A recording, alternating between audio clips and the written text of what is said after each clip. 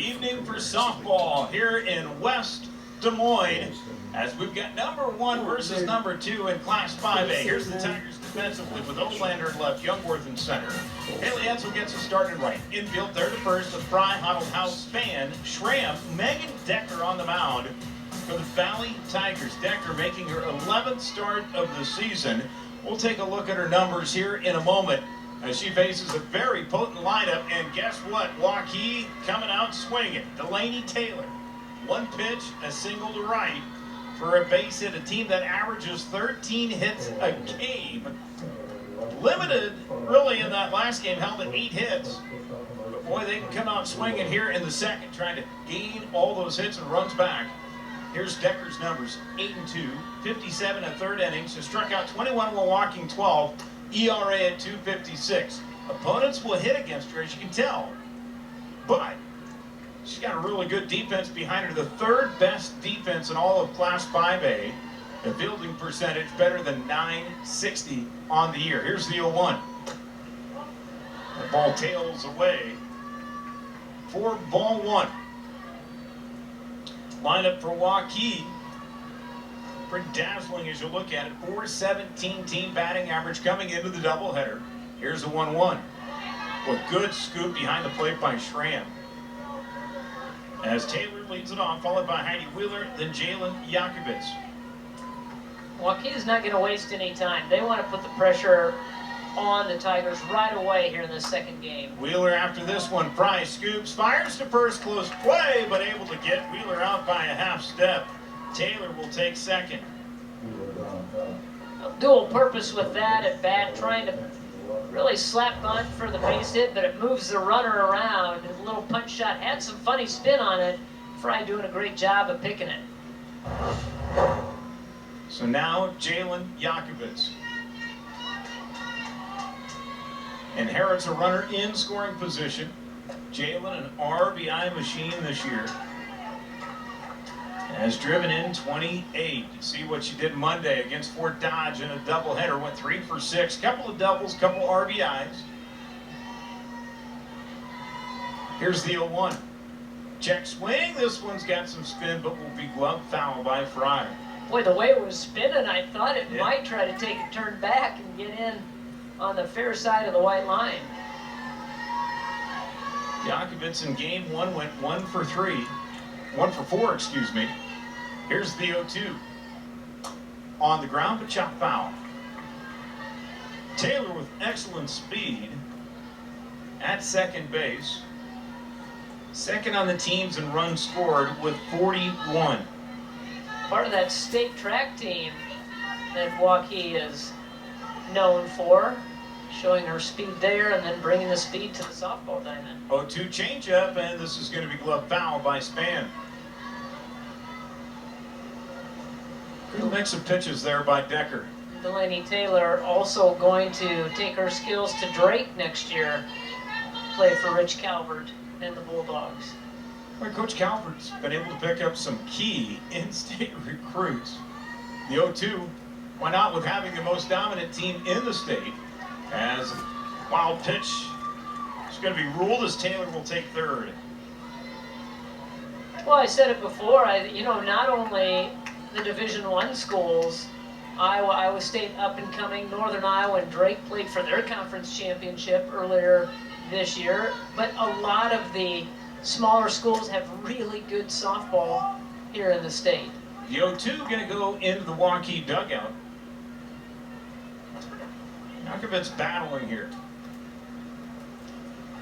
And with a runner in scoring position. Waukee trying to jump out to an early lead. They've done that to a lot of opponents this season.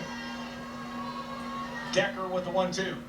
Swung on, line shot, right center field, a base hit. An RBI single as Delaney Taylor will come in to score. And the Warriors take a 1-0 lead. Let's take a look at that Waukee lineup. Again, a .417 team batting average coming into the doubleheader. You've got Jacobson now digging in, then Bartholomew, then Molly Platty, Ariana Rodriguez, Natalie Willett, Kate Felt, the left fielder, will bat ninth. First pitch, one hops And Yakovitz will take second wild pitch of the inning for Decker. And that's going to draw a mound meeting here from Coach Tom Bakey of the West Des Moines Valley Tigers. Well, you don't want to get yourself in too big of a hole, and Waukee would certainly like to put pressure on this defense of the Tigers. See if they could put a crooked number up here to start this ball game.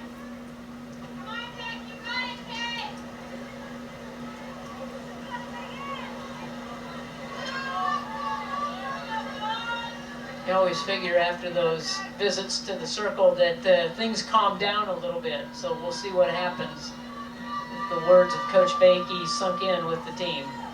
And the 1-0. Back up the middle. Decker will field and fire to first.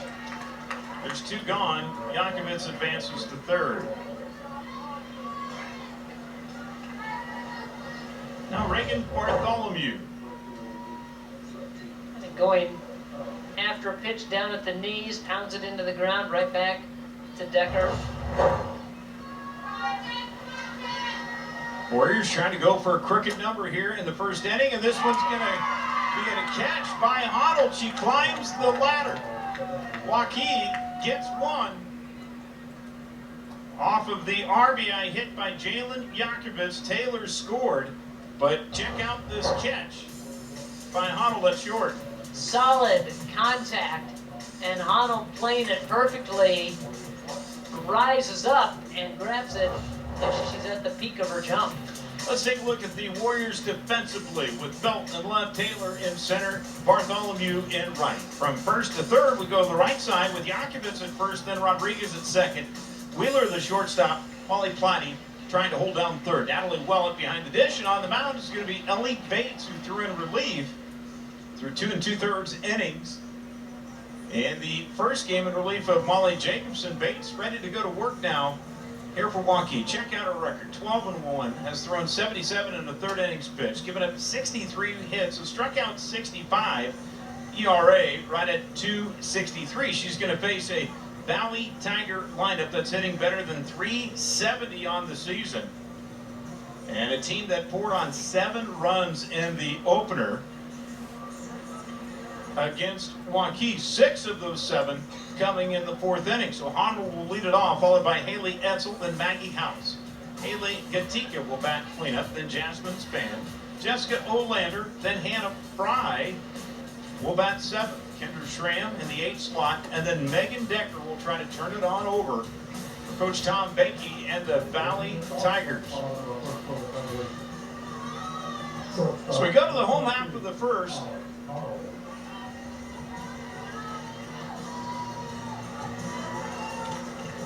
As Tom Bakey looks on, of course, 5 state championships underneath of his belt, 23rd season at the helm for the West Des Moines Valley Tigers. A lot of softball. I actually saw his own daughters come through the system. And a lot of good players that have come through this Valley system, and they just have a really good program in place, and that's all due to Coach Bakey getting things set in motion early on and getting the younger programs to follow suit. 1 ball, 1 strike here to Honnold. Scored a couple of runs in the first game. Takes this pitch in there for a strike. Caught the outer left of the plate. Your home plate umpire is Tony Nelson. Jason Lewis is calling the outs in the field. In fact, Honnold was 2 of 3 in that opening contest, the 1-2. And against Bates, had 1 hit, 1 for 1 in that opening contest.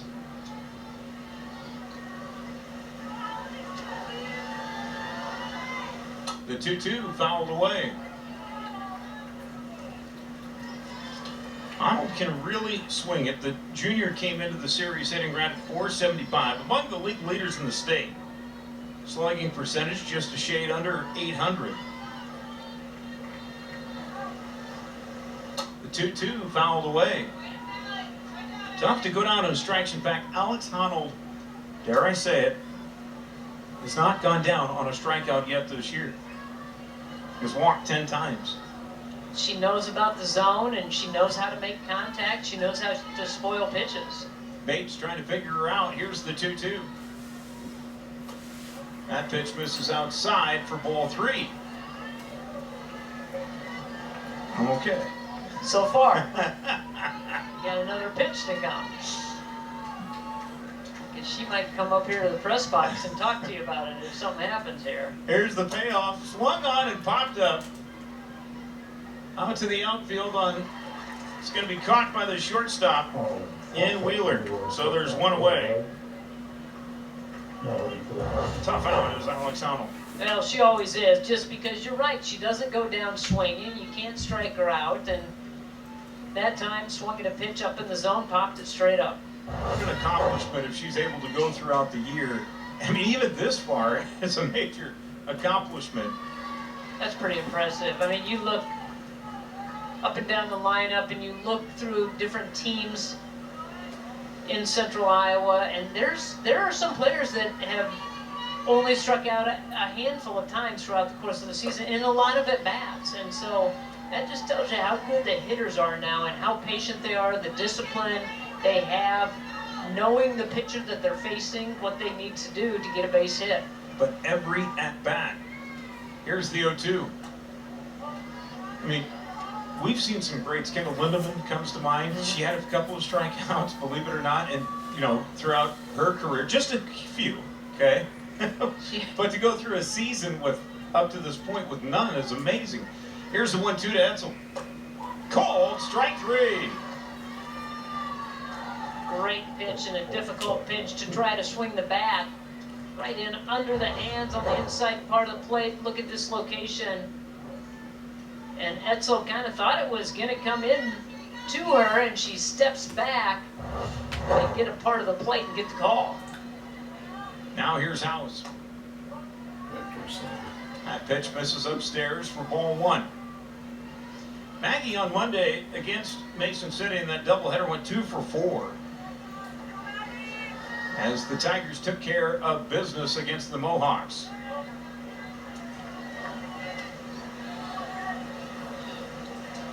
House in the opener and the big 3 RBI double, which kind of broke things open for the Tigers in that 4th inning in game 1.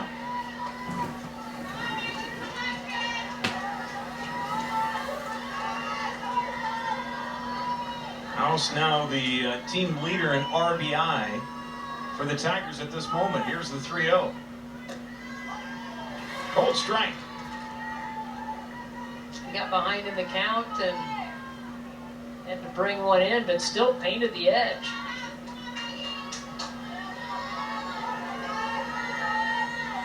"3-1. This pitch swung on and popped up on the infield. Third base side.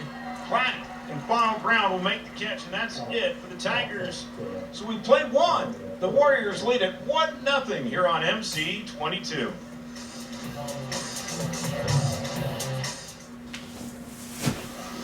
Wow, the lawn chair brigade is out in full force in the outfield amongst the fence. What a setting here in West Des Moines at Valley Stadium.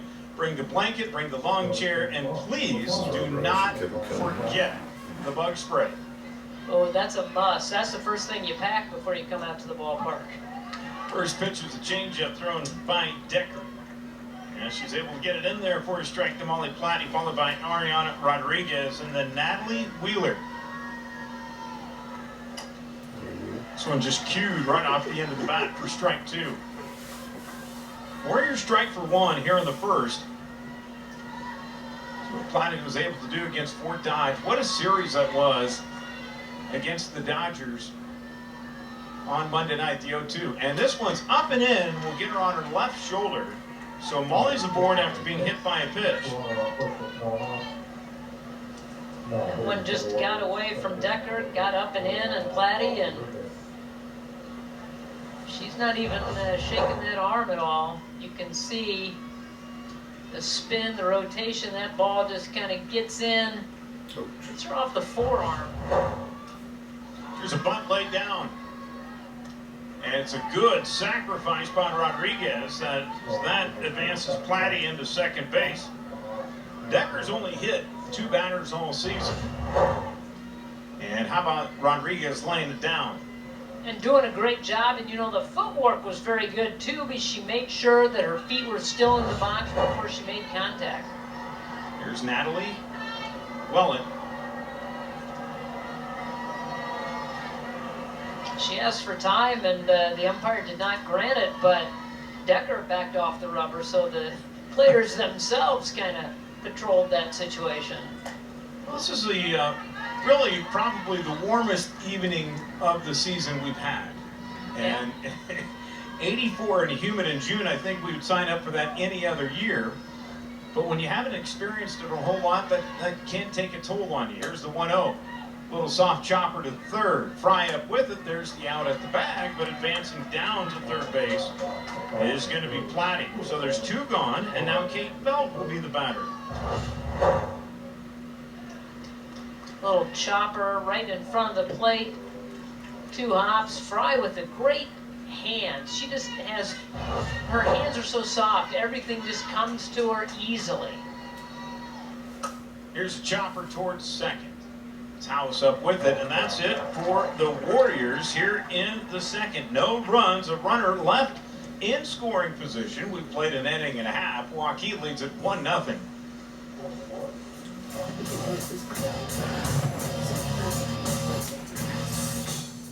So many bad.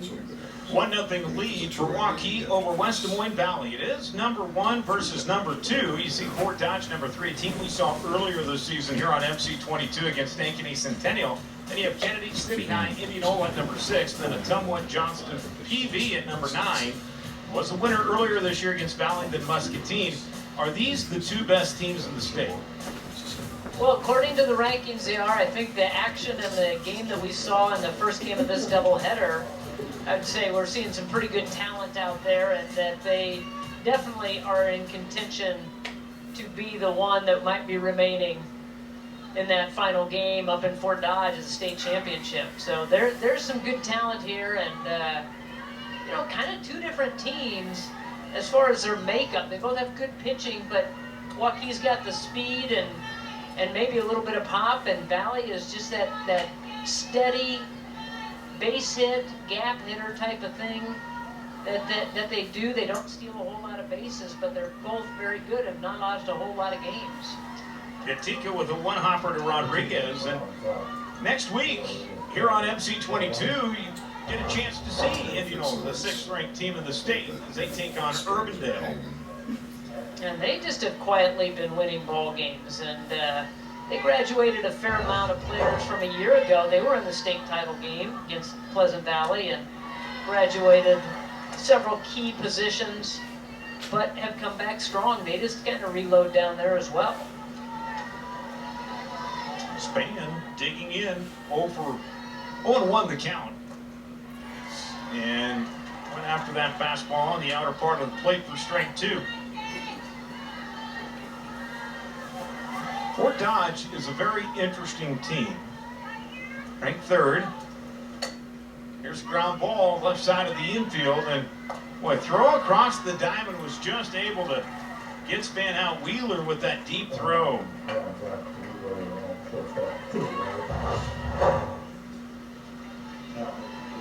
Can say that good job of going into the hole and then taking her time, setting up, making the strong throw.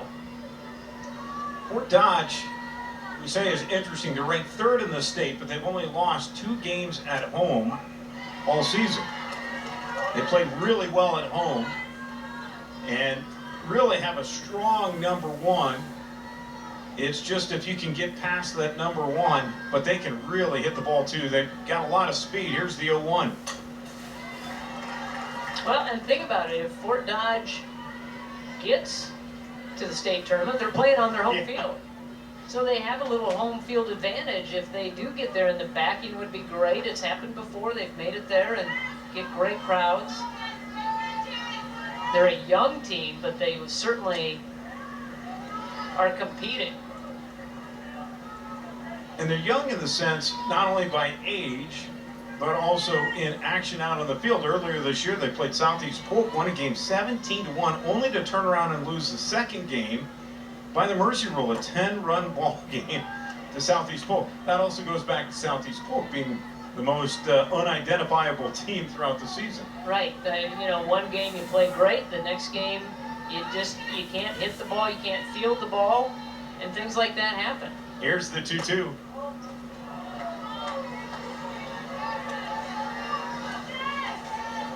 You just don't want to catch them when they're hot. Well, and that they could get on a run as they head into tournament play.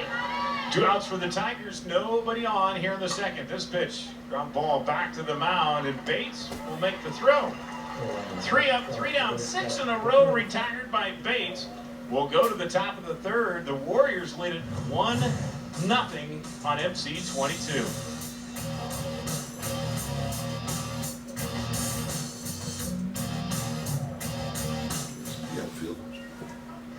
There she is, Jean Berger, Executive Director of the Iowa Girls High School Athletic Union, in attendance here tonight. Just got done with the pairings and decided to walk a block over to the ball game here tonight and enjoying some popcorn. Why not? I would have popcorn if I could and talk on the air. This was a really good game.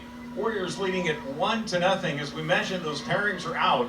Both Waukee and Valley will have a bye. Waukee looks to be the top overall seed as the pairings are being released here. Valley will be the second seed. Waukee in Region 1. Valley will be in Region 2. And an interesting walk for both of these two teams to Fort Dodge, Lauren. Yeah, Valley gets the bye in Region 2, and they will go up against probably Lincoln. Lincoln is paired against Des Moines North, and I know Des Moines North has forfeited a couple of games, so you would assume that they would be playing Lincoln. They would play the winner of Centennial and Hoover in that Region 2. How about Waukee's trip? Waukee, out of that Region 1, get the bye. They would play the winner of Council Bluffs Lincoln and Council Bluffs Jefferson. And then in that bottom part of that bracket, Sioux City North plays Urbandale. 2-2 pitch ripped up the middle by Delaney Taylor, who leads off the third inning with a base hit for Waukee. 1-0. Taylor has the lone run of the game. She did that in the first. We thank Jean Berger and the rest of the staff at the Union for hustling those tournament pairings over to us for the broadcast here tonight. We really appreciate that, and she just forgot to bring us the popcorn. Someday We'll get her trained, have a list of things that she needs to do. Here's the 1-0, swung on and missed for strike one to Heidi Wheeler. I think she's got some really good lists. You talk about raising the game for Iowa girls athletics. I mean, we've seen that over the last few years with Jean at the command. Done a lot of great things for all sports involved. Delaney Taylor with the stolen base. You know, you think about teams that qualify for the state tournament, they get their ticket punched, which is something new that they've added. They made it really a big event, and it was always a big event, whether it was basketball or soccer or any sport, but it seems like it's much more bigger and important, and keepsakes abound, including for the champions. Here's the 1-2 to Wheeler. This one's fouled away. I think back to the pink t-shirts that are handed out for the state champions, and in high school soccer this year was interesting. Davenport Assumption pretty much has a closet full of them. Yeah, over the years. They have won 3 straight, now 4 straight after this year. But Assumption wore those t-shirts in warm-ups this year. We kind of like it, as this ball is going to be off of the glove of the left fielder. It's going to be ruled foul, as Olander was chasing it, just could not haul it in completely. And Wheeler will stay at the plate here with a runner at second after Taylor stole the base on the previous pitch there. Good effort by Olander, just off the tip of the glove and foul ground. Here's 1-2. Swung on and fouled away. I don't think those t-shirts were meant for the intent of trying to intimidate your opponent, but I like it. Hey, you got to use every angle, and you know what? If you're that dominant in the sport, I think you have every right to do that. A lot of gamesmanship there by Assumption, and state soccer has Decker will step off the rubber here. 1 ball, 2 strikes to Heidi Wheeler. Grounded out back in the first. This one back up the middle into center field. They're going to send the runner. Here comes Taylor. The throw is going to be cut off. The throw to second, and out at second base is Wheeler, who is trying to grab the bag. So Waukee scores a run on the RBI hit by Wheeler. Taylor scores her second run of the game. There's now 1 away and nobody on for the Warriors. I think Coach E be very happy about that base running of Wheeler, but you know, being aggressive on the base pass, sometimes it works out, sometimes it doesn't. The base hit right back up the middle, scores the run. Good job of cutting the ball and then the throw to second. How about Arnold? The range out into left field for the shortstop to make the catch over her back. The highlight reel gets even bigger on that play for Alex Arnold. 2 gone.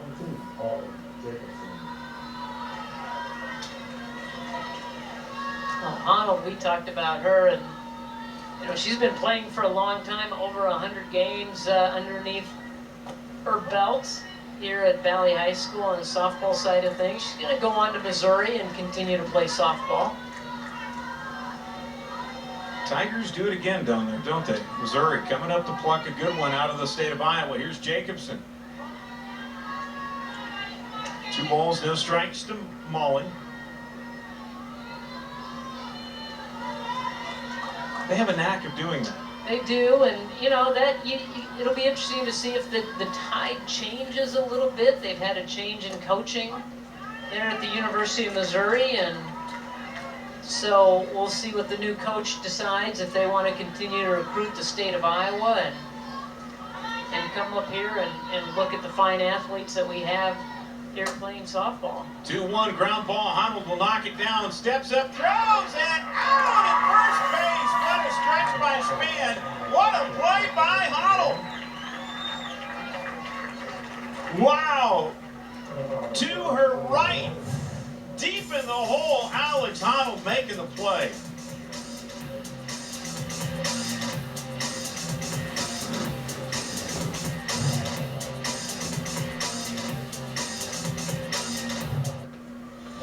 We go to the bottom of the 3rd inning. Waukee leads it over Valley 2-0. And due up in the bottom of the 3rd, it'll be 7, 8, 9 for the Tigers. Fry, Schramm, and then Decker. Bates in command has knocked down 6 in a row. This pitch is going to be flying out into the right field, and it's going to be caught by the second baseman, Rodriguez.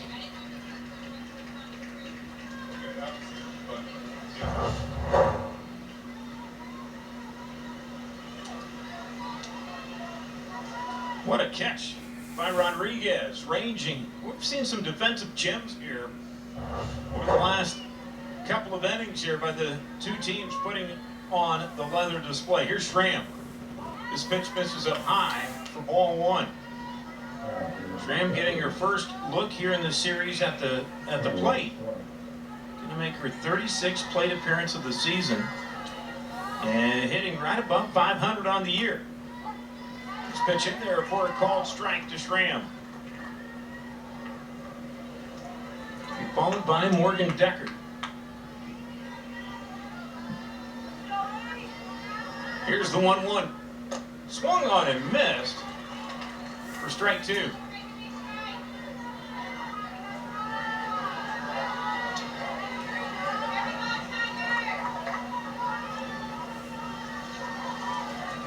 With 1 away and nobody on here for Valley. Bates with the offering. This one chopped foul. 2-0 lead for Waukee over Valley here in the bottom of the 3rd inning and 1 away. And Laura Bates has done a nice job ever since she came in relief in game 1, went through 2 2/3. And held Valley to just 1 run during that time span. Tough to do, not many teams have been able to do that. Now 4 2/3 innings pitched here in the series. There's only yielded a run on a couple of hits. Yeah, doing a good job of really keeping them off balance. Not a ton of solid contact. 2-2 popped up, foul ground, first base side. Yakovitz near the fence, and this is going to go right off the top railing, right towards that Valley Tiger dugout. Yakovitz has had to run over to this wall a lot here in this series. Yeah, she has become friendly with the players in the dugout over there for the Tigers as well as the fence. No help from that dugout either. The 2-2 downstairs. You're not supposed to. That's your opponent. Right. You're not supposed to help them out at all. And it was almost the look and reaction back into the dugout like, how come? Yeah. How come you're not helping me out? Here's the 3-2. And that pitch in there for a called strike 3. Second punch out of the game for Bates.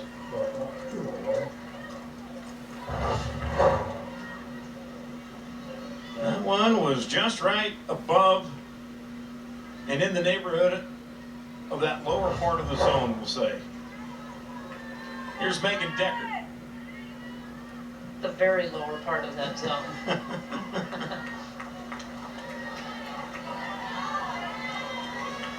Well, the frame job put on by Willett, terrific.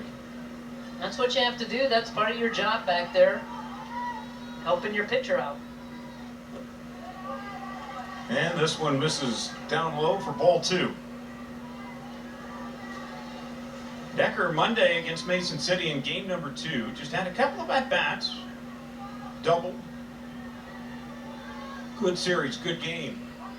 And that pitch right on the outside corner for strike 1. A nice crowd on hand here too for the doubleheader.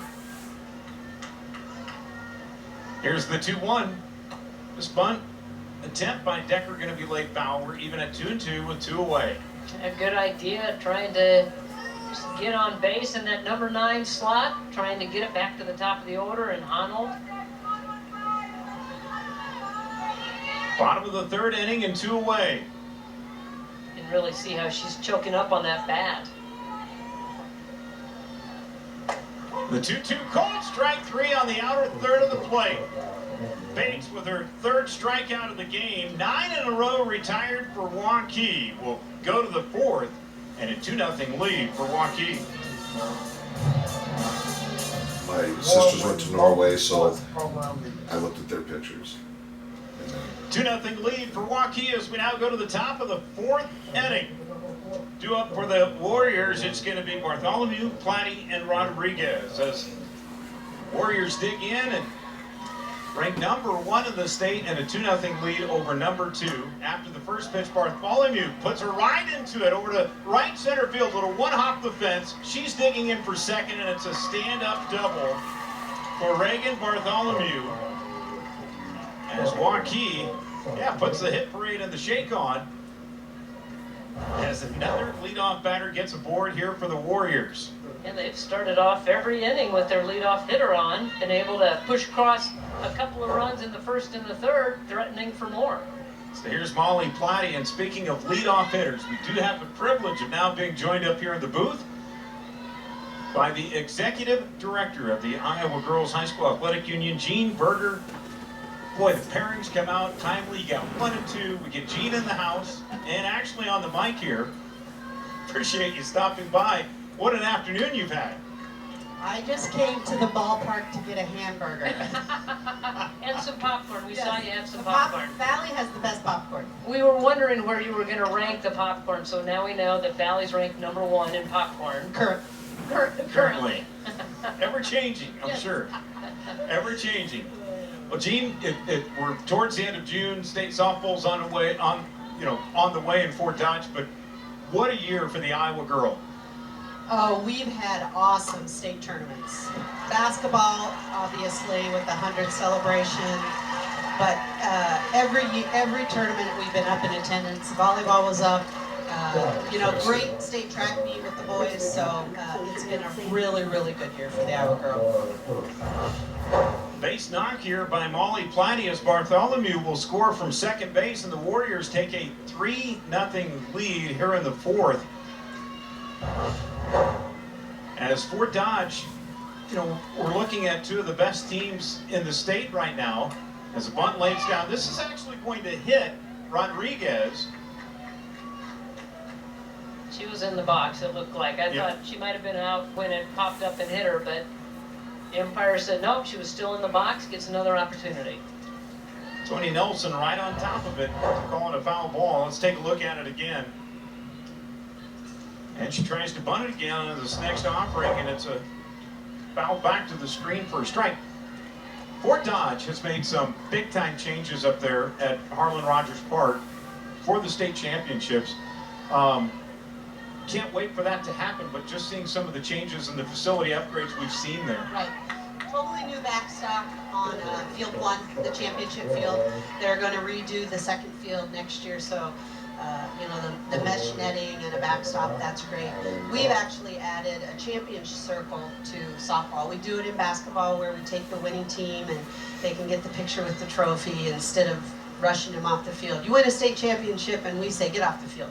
Right. So we're going to take them to a champion circle and let them celebrate and get their pink t-shirts on. Little mound meeting here with Tom Bakey and Megan Decker. And it looks like we're going to have a pitching change here for the Valley Tigers as they're going to be rotating and going to their bullpen. And Gene, speaking of those pink t-shirts, added to the state championship games a few years ago, the tickets being punched, there's been a lot of things that have been upgraded to highlight the Iowa girl. I mean, we're anticipating, I know your mind's always working. Yeah. Can you give us some insight as to other ideas you may have in the future? Well, actually, we are going to launch a new social media campaign, and you know, I think it's important that we recognize the depth and breadth of our history and connect it to currently. So we're going to attempt to identify every Iowa girl in Iowa. If you played basketball in 1969, we want you to log in, say Laura Leonard, Des Moines Roosevelt, class of, and you're an Iowa girl. That was a little after 1969. I know. Well, I wasn't, but we're just in general. In general, but every year. Yeah. Terrific addition. And when you think about that, you also reconnected to a lot of great high school teams, the players, you brought them together. The socialization we've seen, or the reconnection of those teams and programs over the years. Do you have kind of a favorite memory to date, seeing a group get back together who've been maybe apart for a long time? Well, I will always remember the reunion of Union Witten and Denise Long coming back a couple of years ago at state basketball, just because when I was growing up, Denise Long was it, and she was it. And Jeanette Olson from Everly, I was starstruck with both of them. So I love meeting the former players, and you know, they don't really remember the scores, but they remember the breakfast and the Yonkers tea room, and you know, looking out their window at the hotel and saying, where are all those cars? And then having their coach say, that's a car dealer lot. You know, small town. So it was good memories. This one off of Roush and picked up by Span, so Waukee has the bases loaded. And it'll bring up the top of the order here for the Waukee Warriors. Well, one hopper right back, and think about too, some adjustments that the Union has made too on player safety. Not only for softball, but for other sports too as well. What sort of things, you know, are you picking up from the National Federation that we may see implemented here in the future? Well, I think the National Federation needs to square away on masks for softball players. We don't mandate it now. And primarily we don't mandate it because there's not been safety testing. And so if we mandate it and someone buys a mask that's not industry standard, you know, it's a huge liability for our schools. But I think that the hot bats, certainly, you know, we've had a lot of Easton Ghost bats this year that just aren't certified. But I would say overall #1 for the girl is concussions. We hear a lot about it for football and wrestling, but you know, soccer, girls soccer is also. What a tag at the plate! It takes lead by Exel, and the throw is the tag. Should be a double play, and that should be the end of the inning. The Tigers wondering, we know it. Waukee had to run. Gene, can you stick around for the other half? Sure. We'll have Gene Berger when we return. 3-0 Waukee as we go to the bottom of the fourth.